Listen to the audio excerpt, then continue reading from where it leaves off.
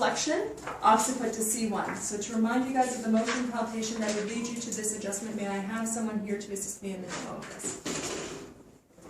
Thanks, Angelica. Take off your glasses for me if you don't know.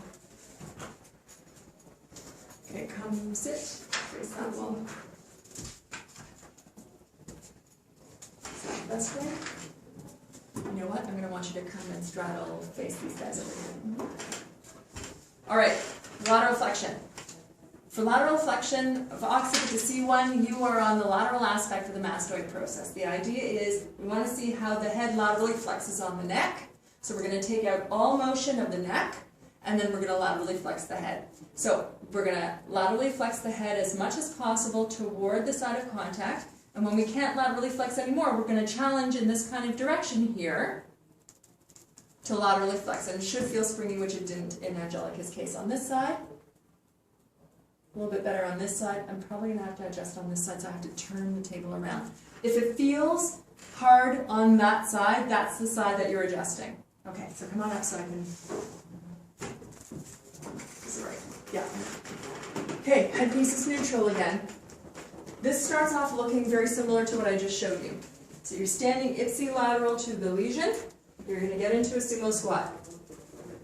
Your non-adjusting hand is going to come and wrap the fingers around the neck so that whatever last finger you want is butting up against the occiput. Your thenar eminence is going to be on the jaw, and your thumb is pointing downward, and that's how you know you're on the right.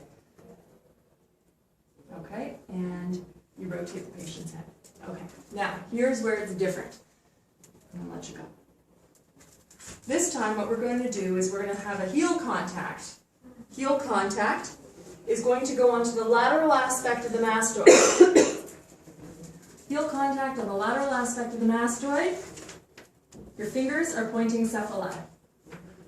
I just made a head sandwich. Okay, we're doing a head sandwich here. This is what this is.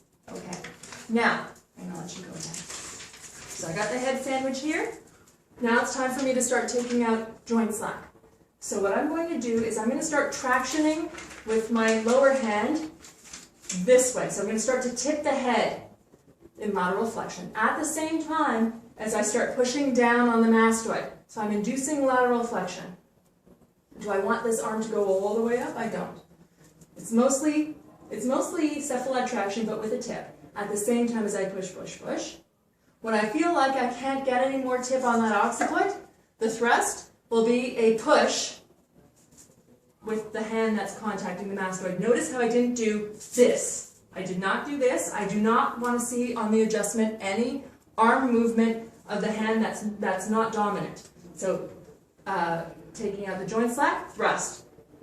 It's a push in this sort of superior oblique direction. Okay? So, contact the neck, rotation, heel contact of the lateral aspect of the mastoid, you're going to get into that squat. Traction and tip the head with the lower hand at the same time as you're applying a push to the opposite hand.